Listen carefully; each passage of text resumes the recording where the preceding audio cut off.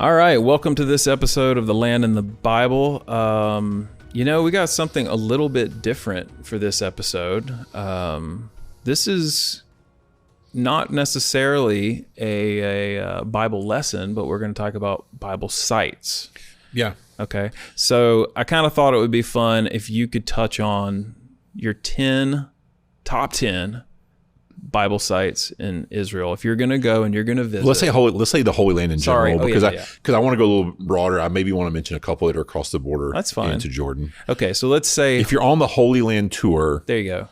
If you're going, if I'm guiding it, what are the top 10 sites that I just love and really want to take people to? And if you're going on your own, it's like here's your case for the best sites that you should visit, right? Yeah, argue with your guide to get these thrown in, because some of these are off the beaten path, and they won't be on a normal tour. And if you don't know already, Jameson lived in Israel for 24 years. For 24 years and guided these sites. More tours than I could possibly count. Taught the Bible from these sites. Did everything. Has done it all. I do know them pretty well. That's true. Yes, and he's well studied. So I know we got a lot to cover and to try to do the top 10 in some way or fashion. I will try to keep it to a couple minutes each. So this fits into a reasonable size video. If you're going to go, here's me telling you what you got to see. I know most people do, tour Israel as a part of organized tours. So you don't have a whole lot of freedom necessarily. But if you're organizing the trip, I would say advocate for these spots. So I'm going to start with some, let me say this as well. I'm about to make people angry because I know that I have people that have been on multiple tours with us that just love the country, been out several times, that are super passionate about places that are not going to make my top 10. Mm-hmm. And that is okay. They're allowed to not. I'm giving you the ones that I love and I love to teach and to just even go to by myself and walk around, All right. If I got a spare day. My honorable mentions, places that did not make the top 10. Sorry if you love them. Okay. My honorable mentions are Tel Dan. Tel Dan is awesome. Okay. It was close, but didn't quite make it. Tel Dan is cool because we feel pretty confident that Abraham was there. Really, really amazing cultic site there that goes back to the sin of Jeroboam, where they had the calves set up, as it was recorded in the Bible and in the site, they pretty well found it. A lot of cool stuff going on, beautiful springs, beautiful water, lovely site. You can see over into Lebanon from there. Lots of cool stuff going on. I love it. I take almost every tour I take. We stopped by there for a little bit. Didn't make my top 10. Next one did not make my top 10 is the, I think, third most visited site in the country. So this is one that almost every single tour goes to, but it's not going to make my top 10. That's Masada. Masada's cool. It's interesting. But it's not a biblical site. It's not a biblical site, yeah. But I got to be honest, I had one extra biblical site that I did put on my list I like better. Okay. But to me, first off, it's just so, I don't necessarily love the desert. It's so hot. It is so hot and dry down there that's not necessarily real fun for me. And to me, the story is, it's a story of a mass suicide. It's just not an uplifting place to me. So I take most groups down there because people want to see it, and it is awesome, but it's not in my short list of favorites. And really, maybe Masada barely even made my honorable mention. Well, it's funny. In my mind, when I went to Masada and I looked out over the mountain range, when you go up on the corner and you can kind of stand out on that little, it juts out and you're walking on the rail, I was like, this feels like the Old Testament to me. Yeah. I just look out and I'm like, this feels like the Bible. Well, what you have in your head. At the end of the Gedi incident where David confronts, the Saul goes in the cave and all that, it says that David left there and went to the stronghold. And I do think there's a chance, a pretty strong chance even, that there was a fortress up there that predates Herod's.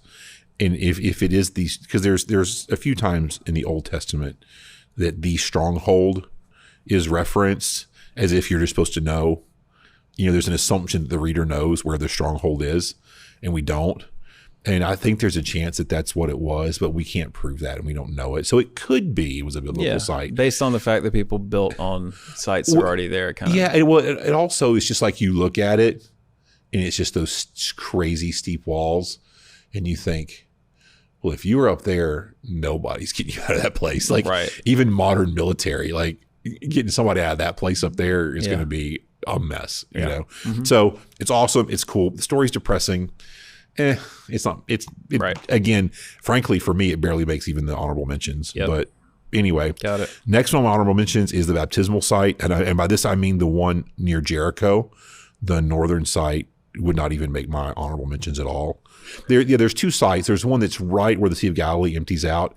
I don't think there's any authenticity at all to that. I think that's just a place that was developed between 48 and 67 when Israel controlled the Sea of Galilee, but they didn't have the West Bank yet. They just wanted a place to baptize people. Yeah. It's super commercialized. I think very not authentic at all. Whereas the site, which is directly opposite of Jericho, you draw a straight line from Jericho to the Jordan River.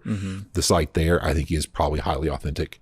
Now the river has moved, so rivers, with soft bottoms kind of drift around. We know that because there are buildings about 200 meters into Jordan that used to be on the bank, a few hundred years ago. So we can see how far the river's moved. Yep.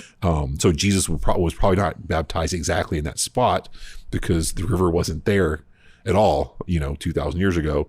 It was a little bit further east, but still it's pretty authentic. I think you really get a visual of what that was like. So it makes my honorable mentions, not quite my top 10.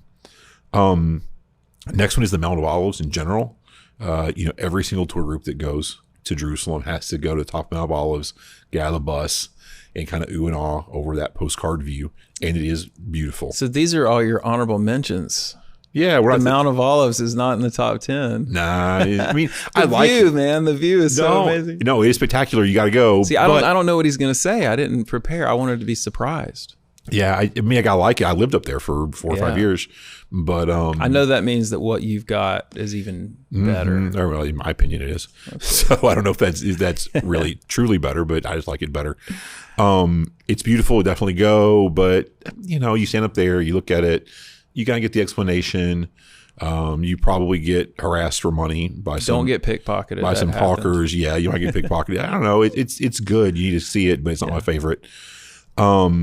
Another one, and this one was right on the cusp, is Jacob's Well. Jacob's Well is a place you should not go unless you've got a guide with you who knows what they're doing. It's in Nablus. And it's directly across the street from a really, really large refugee camp. So you need an Arab driver. You need to have people with you, probably speak a little bit of Arabic to ease your movement in and out of there. I don't know if anyone's ever been hurt there before, but you're going to get kind of harassed by hawkers and stuff like that trying to sell stuff. And on certain days, on Fridays, if there's been political upheaval or something, it could be a little bit dangerous up there. So and that's one of the ones that is, you say Jesus absolutely. That's where you could probably make the tightest X. Right. Like he sat right there. Like you can touch it with your hand and feel confident. Because it's still basically, the well is there. The well's the well, and it's only about that big. So, if he was right there at the well, yeah, it's that's cool.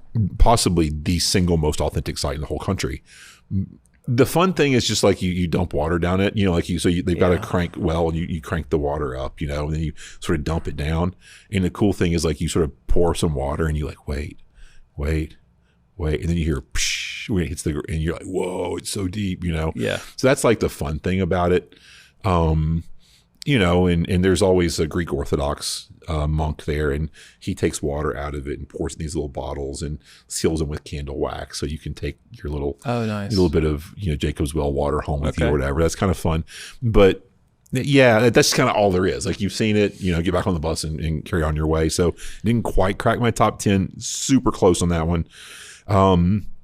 Next one, this would be a new even to make my honorable mention, is the city of David. They've done so much work down there and unearthed so many things that before it was sort of a sideshow a little bit, to go do the Hezekiah's tunnel, which is kind of fun. You're basically wading through water that's about mid-thigh or, knee deep or so. And if you're claustrophobic, don't even think about it, because at some point you're 10, 15 minutes into this tunnel. It's tight. It's water up to here. You're walking through it. and you can't go backwards because there's tour groups behind you. You got to keep going forward. You got another 15, 20 minutes to go.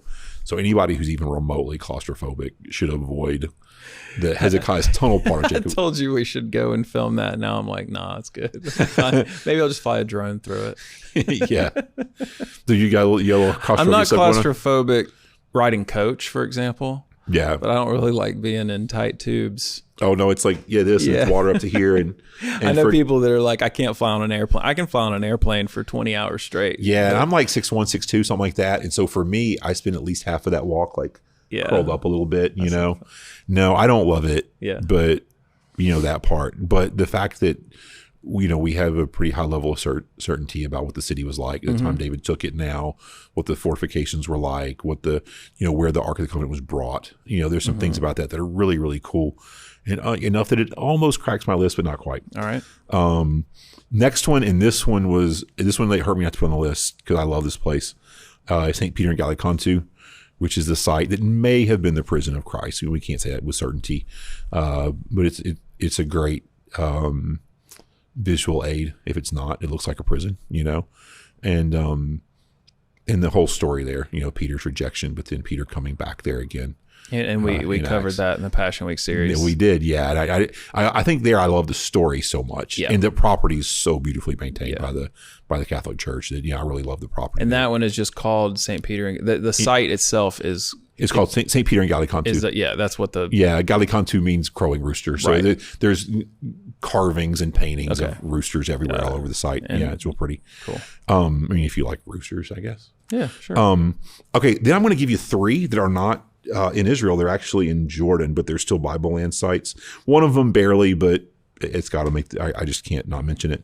Pella, spectacular place. It was a Decapolis city. It's directly across, basically from Bet Shean. If you leave Israel and cross the bridge into Jordan, it'll be one of the first things you come to.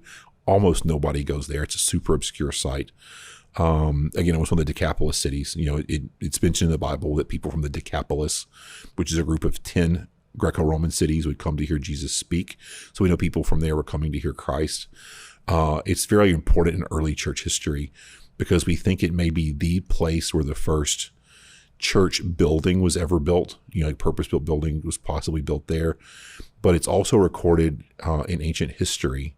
I think it's by Eusebius, but I don't want to promise. But one of the ancient historians recorded that the Church of Jerusalem fled there during the siege of Jerusalem by the Romans in 70 AD, because Jesus had prophesied when the war comes to flee and to get out. And so the Jewish believers had fled Jerusalem, and it's recorded they fled to Pella in Jordan. So it's just kind of cool. Again, very obscure site. There'll be no one there if you go there. You'll be all by yourself. Super beautiful. Just if you want to have sort of a feeling of being somewhere mysterious nobody else knows about. It's a cool site. Not quite on the list, but man, go there if you get a chance. Mm-hmm. Next on Mount Nebo, where Moses died. Okay. Yeah, beautiful views across the valley. Where is that? That's also in Jordan. Okay. That's just outside of Amman. So the views are beautiful. I just sort of I like Moses a lot, and Moses to me is a very sympathetic character. I feel like he had this super tight connection with God, but regarding humans was really lonely. It seemed like nobody else could really relate to him. They were all like, "You talk to God, stay away from us," because And his face was like glowing and stuff. Yeah, but it feels like he the awe of his calling and his gift with God separated him from humans. Yeah, and he seems in a way like, and of course the fact that he didn't get to go into the land. He seems like a tragic figure in a lot of ways to me. So I have a deep sympathy for him when I read the text, and I didn't think that was the place that he passed. And there's a quote in Hebrews where it says that he focused on that which was unseen, which is a beautiful play on words. So he kept his focus on what he couldn't see. And I always, when I go there, think about that this was a guy that always focused on God, not the circumstances or what he saw around him. He focused on what he couldn't see, which is actually more important. And so I just like the site. I like thinking about Moses up there. It's real pretty. So get a chance to go. The next one, if I was doing a list of great tourist sites of the world, the wonder of the world places. Ooh, you got to go there. This would I think I know what you're going to say. Be in my top 10. Can I guess? Sure. Petra. Absolutely. Yeah. Yeah. Petra is just dead stunning. Yeah. It's unbelievable. It doesn't, am I going to recommend it in the top 10 on a Holy Land tour? No. But if you can tack on 2 or 3 days and go down there, I promise you will not regret it. That place is unbelievable. Mm-hmm. There's no place like it on earth. You walk through the Seek, that it's like 300-400 foot high cliffs, and it's real narrow, it's real tight, and you kind of hike through there for about half a mile, and all of a sudden you see that the treasury building in front of you, and it's just stunning, and you think they carved that into the wall of this place. It's just and it's just one of dozens of buildings. It's the best preserved one because it's under an overhang, so it doesn't get rained on. But there are bigger ones, far bigger ones throughout the valley. So it is unbelievable. It's wild. If that place was in America, there would be rails everywhere, and you'd be so controlled.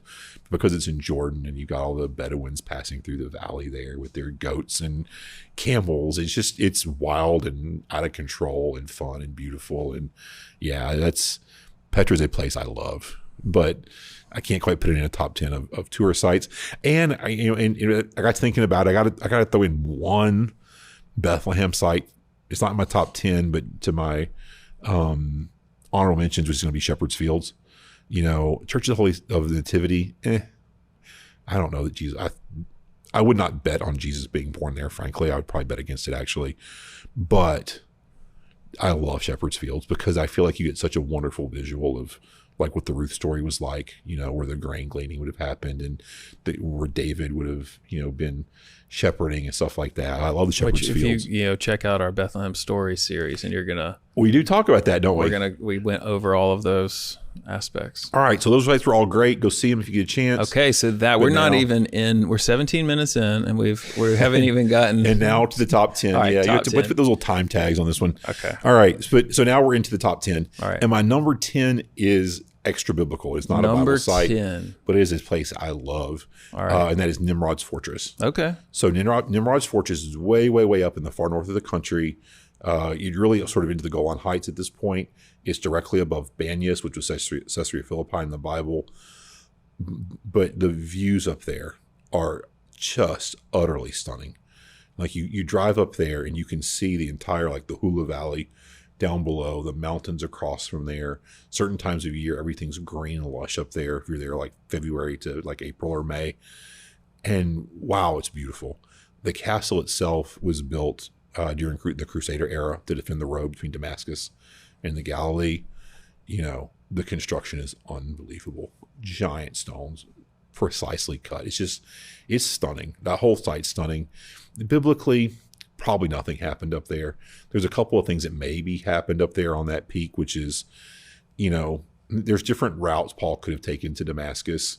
It is a possible. That was built to defend the road to Damascus, so it is possible, if not likely, he passed by there on his way when he was blinded and saw the light of God.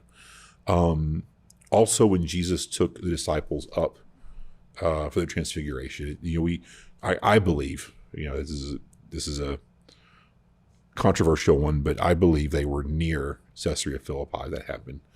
Caesarea Philippi is at the foot of Mount Hermon, so I think that they were going up there, which it's so that you have the Golan Heights, and the peak of the Golan Heights is Mount Hermon, and I think they were climbing up there when the Transfiguration took place. Mm-hmm. There are other sites, and people argue for them, but they're wrong. Yeah, I'm just kidding. I don't know. It's not. I don't think they're right, but whatever. Everybody gets an opinion. All right. So my number 10 is Nimrod's Fortress. My number 2 is a place called Sebastia. Well, your number 2, your number 9. You mean? Oh, number 9. Sorry. Yes, my number 9. You're correct. Okay. By 2, I meant 9. Yeah. So which is not a math channel. Anyway, my number 9 is Sebastia. Sebastia is the Greek name. It's basically the Greek version of Augustus. It was the Old Testament city of Samaria. So in the Bible, Samaria sometimes means a region, sometimes means a city. In the Old Testament, it's almost always referencing the city. In the New Testament, it's almost always referencing the region, with a little bit of variation on that, I guess. But Sebastia is the city of Samaria, which is the capital of the Northern Kingdom for a couple of hundred years. It's the site of the story of the 4 lepers. Why sit we here till we die? If we sit here, we'll die. If we go in the city, we'll die. Let's go over there. We'll probably die, but to take our shot. When the siege was lifted, God using these horribly enfeebled men. We covered that. We did. Yeah. Yeah. And it's just, it's a beautiful place. It's, you go there and you look around and you realize, this would be a wealthy place. This is a place where you could just tell that, people who lived here would have an advantage. They would be defensible. There's water. There's easy to grow things. There's a road out to the sea, to a port. Like, you understand why ancient people would pick it as a capital. And then you look around, it's all ruins, and you realize that, like, it was a capital and it was great and glorious, and they rebelled against God and finally were wiped out. So it's kind of a sad place in a way, but absolutely beautiful. And there's a great restaurant there and good food. So that helps out my list. I must say that you do know the good places to go for food. That's right. You go on a trip with me, you will come back well fed. Heavier. At least well fed. All right. So that's Sebastian. Number 8. My number 8 is Mount Gerizim. Mount Gerizim is the mountain of blessing in the Old Testament. It is where the Samaritan people to this day have their primary community, the sort of the remnant of the Samaritans. And it's really fun to go up there. The views are absolutely beautiful. It looks out over modern day Nablus, which is biblical Shechem or Shechem. You can see on a really clear day, you can see the mountains in Jordan and the Mediterranean Sea from up there. So you see the whole width of the country. Again, it's stunningly beautiful. Great Bible site. There's a great story that took place there with the children of Israel, and Deuteronomy 27:28, and Joshua 8, which we've done stuff on those things. If you want to find out more about that, you can listen to our episode on the Curse Tablet. The Curse Tablet and the one with the well. Yeah. I mentioned both of those. Yeah. So that's a beautiful site. If you ever get a chance, definitely go up there. My next, and really 7, 8, 9 are all related because they're all sort of in biblical Samaria. And that's just a beautiful area in general, as well as so many sites, and they were made the list. Number 7 is Shiloh. I love Shiloh. I love Shiloh because I don't have any question it's authentic, that is the place where the Ark of the Covenant sat for 369 years, where the tabernacle was set up and then permanently rested. That's where, Eli, if you want to say it the right way, served, where Samuel served, where Hannah prayed. All those stories took place. I don't have any questions. And where is that? You're coming north out of Jerusalem. You ride about 30, 45 minutes. It'll be on your right. Okay. So up the sort of settler road. So, midway to like Galilee. It's between sort of, but you're up in the mountains. It's actually like if you're on your way to Nablus, is more directly where it is. But they've got first off, it's absolutely beautiful. The site where the tabernacle sat, to me, it seems pretty clear. Like there's an area it's oriented the right way, it's shaped the right way. It's it seems perfect. There's been a ton of archaeology there that verifies that it was a place of worship for ancient Hebrew people. Just great stuff, great Bible stories, really beautiful. And they've got a couple of presentations there that are just spectacular. They've got a laser model crazy thing on a table that shows you how the tabernacle was oriented and how the priests moved around and what they did. And anyway, there's just it's a really, maybe I should move it up my list. Shiloh is really cool. So awesome. way off the beaten path. Almost nobody goes up there, but it's awesome. Cool. Next one, also a little bit off the beaten path, is a place called Wadi Kilt. Wadi Kilt's about 20 minutes east out of Jerusalem, like you're going towards Jericho. You kind of at a certain point, you'll sort of see a sign for it. You take a left, and then you go down the middle. You think you're on a road, like a rock gravel road to nowhere with crazy cliffs. And you what are we doing? But you go down a certain point, and you're following the ancient road that connected Jerusalem to Jericho. You'll see why people said it was dangerous, because you're like, this is crazy. What are we doing out here? But eventually you get to a spot where there's a cross up on a hill, and you go up there and you look over down this canyon. It's unbelievable. It's deep, deep canyon, which is Wadi Kilt. And at the bottom of it, there's water, because there's a spring up the hill, and there's a stream in the middle of the desert there. And there's an ancient monastery there from the Greek Orthodox Church and built into the walls of the cliffs. It's just it's a place that's so exotic and just so completely out of, not anywhere close to our norm. The landscape is so intense, and yeah, it's a great spot. Every group I take there, we start heading towards them. We're going to go to Wadi Kilt. And they're like, what is that? And I'm like, you'll see when you get there. And they're like, I don't know. We wanted to, and they come, we want to go somewhere else. Or they're like, what is this? We're in the middle of nowhere. And then at some point, I would get out of the bus and walk up that hill. And they're like, I don't want, what is this? And just walk up the hill. And as soon as they see over the lip, then they're all like, this is awesome. Like everyone was like, this is unbelievable. That's how I felt driving to Pythagoras' cave in Samos. Yeah. It's like, we're going to die. And then we get there, I was like, yeah, well, it's not Holy Land, but that place, you make it, there's a certain turn you take where there's a cliff that falls off in the sea. Yeah. And that big giant stone wall of the mountain in front of you goes like 5,000 feet. And you're like, what on earth? I feel like you're driving in the clouds. Yeah. But did anything biblical happen at Wadi Kilt? Sure. It would be the road that the disciples and everyone took from Jericho to Jerusalem. Okay. So it would be the setting. It's a fictitious story, but like the Good Samaritan story would be set along that route. So people could visualize that. So yeah, there's plenty of good biblical stuff done there. My next one is Banyas. Banyas, it's the Arabization of the Greek name of Caesarea Philippi. So Caesarea Philippi came to be known as Panias because the Greek god Pan was worshipped there. But there's no P, there's no P in the Arabic language. So Panias morphed into Banyas, which is what it is today. It's where the disciples were when Jesus asked them, who do you say that I am? And Peter said, you're the Christ, the Son of God. Beautiful, beautiful place. If you got the time, take the waterfall hike there. It's absolutely worth it. It's beautiful. If you're on a tour, you can have the bus drop you at the cliffs where the main cultic site was. Some people think it was the gates of hell. I don't know if it was or not, but it was definitely demonic. There was all sorts of human sacrifice and stuff that happened there in those cultic shrines. Mm-hmm. And then that's where the spring used to come out of the face of the cliff where the temples were. Now it comes out a little bit lower. It comes up below them and then runs down the water course. It's a beautiful stream, gorgeous waterfalls. Uh-huh. You hike down, you can have your bus drop you at the top and pick you up at the bottom, so you kind of walk a mile or two. It's not bad. Mm-hmm. And then, you don't have to reverse it back uphill. You can kind of walk down the hill, meet the bus. Mm-hmm.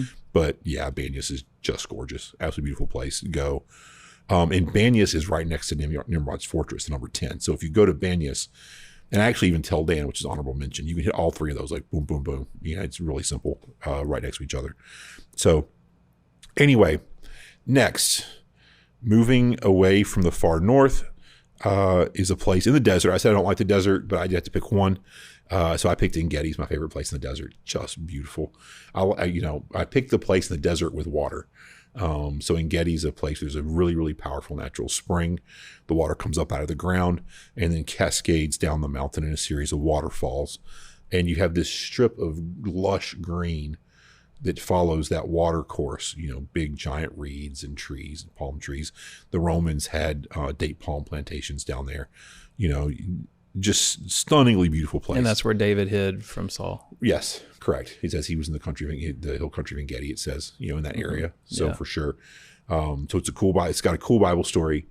You see all these ibexes, which are kind of like somewhere between a deer and a goat, running around. They just like run up cliffs, mm-hmm. And like when Habakkuk talks about like running like a deer in the high places, you're up on a cliff and it looks really dangerous, but you're running and you're safe somehow. That's the image he's invoking, that if you're a believer, you'll go through situations that look really dangerous, like one step wrong and you'll die, but somehow, God protects you through it. So there's some great, as the deer panteth for the water, like you look around there and you're like, oh yeah, they're definitely panting for the water if they're in this place, and you understand why, like they know there's predators, but like there's nowhere else to get a drink. So you got to go. Mm-hmm. So yeah, there's lots of really cool biblical imagery there, and it's just beautiful. Like as you're hiking up, you're looking at the waterfalls, you periodically just turn around 180 degrees and look back down toward the Dead Sea, and it's just unbelievable. So yeah, that's definitely, I put it at number 4. So it's one of my top spots. Awesome. My number 3. All right, we're getting into the top 3. So that was our final. Final 4. If you've watched our other videos, you can guess 1 and 2. So this is probably the last one that is suspenseful at all. All right. My number 3 is Caesarea. And by that I mean Caesarea by the sea, or Caesarea Maritima, which is where Paul was imprisoned. It's also where Cornelius lived, and so the very first true full Roman that is saved is there. And Peter didn't want to do it. Peter's like, "What, God, a Roman?" And he goes in his house, and Peter says to them, like, "I don't normally go into the houses of people like you, but God said you're clean." It's not a very good cross-cultural approach that Peter has at all. But they get saved, filled with the Holy Spirit, and and so that's pretty important for us Gentiles like me to know that God reached out to dirty pagan sinners, and said, "Hey, you can be in a relationship with me," and that's the first place we really see that. So that's really cool story. And I think we've mentioned this in other episodes, but they've done a lot of archaeological stuff there, and they found that was where they found that's where the Pilate stone was. The Pontius Pilate stone. Yeah, the beautiful theater there. It's a Greco-Roman theater that looks out over the sea. So if you're interested in that, go check out a short that we did. Yeah, regarding the Pilate stone. Can we for sure. prove Pilate existed? Was he a real historical figure? That's exactly right. We'll talk about that. You got the ancient piers there was a port built there by the Romans. Yeah. The ancient pier. One of them is still really, really intact. One of them not so much. Mm-hmm. But you can see all that. It's a beautiful place by the crystal blue Mediterranean waters. And anyway, it's lovely and beautiful and has 2 good Bible stories. And we know roughly where Paul was when he declared that he wanted to appeal to Caesar. We can put him in a pretty close spot there too. So that's pretty neat. Now top 2. Dun, dun, dun. Yeah, and I've mentioned in a few videos that, what I think are the most spiritually impactful sites in the land. So if you've seen any of our stuff on those, and you know where I'm going with this. But my number 2 is the Garden Tomb. Okay. I absolutely love the Garden Tomb, up one side, down the other. I've been to, was blessed with the opportunity to go to Easter services there for years and years. Every time I go, even with the tour group, it still impacts me. I still love it. I still love taking communion there. I still love to go there and pray and think, do I know Jesus was buried there? No. I kind of hope he was, because I like it better than the other site. But I feel pretty confident that the resurrection was close, right next to there. But it's just a great place to get away, contemplate the death, burial, resurrection of Christ. It's peaceful, it's quiet, it's meditative and beautiful. And so, it's a place I really, truly love. And then my A1, absolute A1, I would almost refuse to take anyone to the Holy Land if they would not be willing to go to Capernaum. To me, Capernaum is just absolutely outstanding. So beautiful. So many Bible events. I mean, it would be almost impossible to catalog them all. There's so many miracles and healings there. Teachings in the synagogue, moving along the sea there, and all of that's accessible to you. We know where the synagogue was. We know where Peter's house was. How would you tackle that site if you were taking a group there? What I normally do is I like to gather. There's some trees there. It depends on what time of year it is, how hot it is. If it's in the hot weather months, there are some shade trees right outside the synagogue. The synagogue is just, there's no shade in there. It's real glaring because there's no roof on it. It's in ruin. So I like to gather just outside and do most of the explanations there. I've got a little bit of a, I don't know if it's superstitious or if it's just me or a personal conviction or whatever. I don't like to teach in the synagogue because because a lot of guys will go in there and do their teaching explanations from inside. I don't know. I kind of always think, well, Jesus taught in there. I don't know if I should. I don't know. I mean, I'm sure it's okay, but I don't think you get mad. But I don't know. It's just something I don't do. I tend to do my teaching on the outside of it and let people go tour through it themselves. So I kind of teach through Luke 4 from just outside the synagogue, and I'd say this is where the synagogue is. That's where Peter's house was. Look around it and meet me at the seashore at the beach in 15-20 minutes. Then I kind of go down the beach and sit and toss rocks into the water or watch ducks or pray or whatever I need to do for 15-20 minutes. And then when the group gets there, then I'll kind of try to teach through Luke 5 where Peter throws out his net one more time, like that story. Yeah. And then get back on the bus and get the next thing. Okay, cool. But yeah, I love that place. It's so beautiful. It's so peaceful. And there's so much authentic Jesus Bible there that, it's just top of my list. Okay. Awesome. So that's the top 10. Yeah. That's really cool. Top 10 and about 12 honorable mentions. Yeah. I mean, I think it's good to get those honorable mentions in there because it really gives you your favorites, really. I mean, there's your top 10, but then there's other sites. So this would be a fun one if people want to, if you've been on the Holy Land tour before, if you're a veteran of it and you're like, what, how'd you forget, whatever. If you think I got it wrong, the ranking, if there's a place I just totally, because sometimes I forget stuff.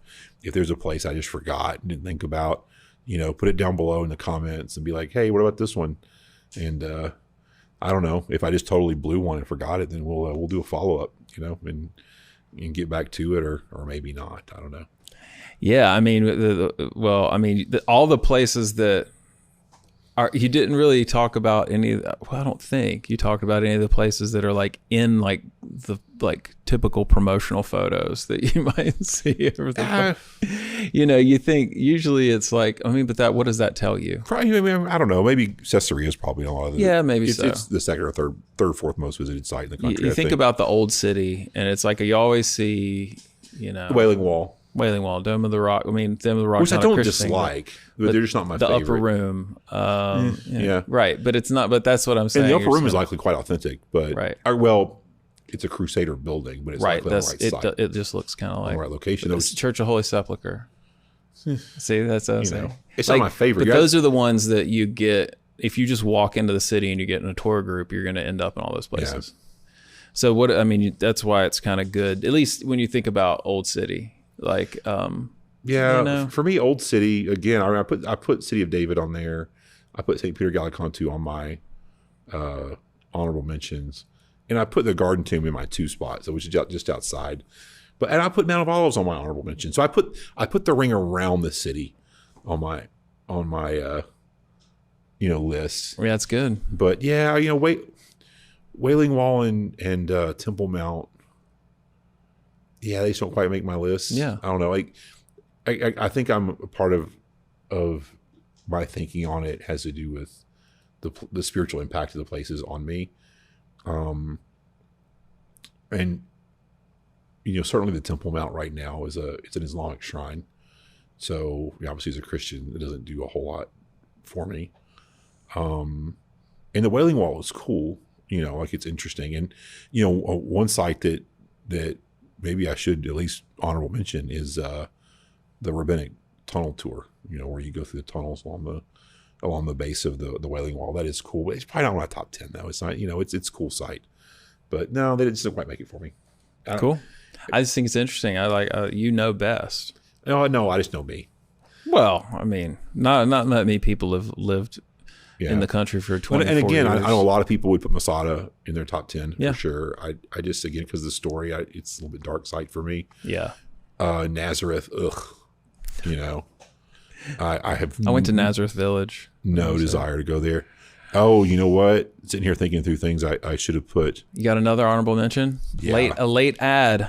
It's coming in. For sure, Mount Carmel. Hold on, Mount Carmel. Yeah, where Elijah called down fire, for sure. Oh, yeah. For sure. I don't know if it'd bump anything out of the top 10, but is that a top 10? That's probably a real high honorable mention. Okay. It's 10.3. It's a or platinum like honorable mention. Yeah. Okay. All right, cool. Well, this is great. I think for people that are really interested, maybe if they're planning a trip or they're thinking about it, and they're just trying to think through what they want to hit up. Yeah. I think this is super helpful. And if you want to learn more about any of these things that we've talked about, we covered many of them, and I think I can put references and links to the videos on our channel where we've covered this stuff before. And in the coming months, we'll probably do all these at length, so we'll have on site of all these for sure. Yes, in the future we will have comprehensive studies and courses and everything It's on coming, yeah. all of this stuff. Yeah. Absolutely. Okay. Well, that was great. This was an awesome episode, something a little bit different, but super informative. So thanks for running through that with us. And as always, go to the landinthebible.com to get more content. Like and subscribe on YouTube and check us out. If you disagree, comment below. Yeah, absolutely. Comment below. And if you're listening to this podcast episode, just go over to YouTube and comment. We need your love on YouTube too. And we'll see you later. Bye.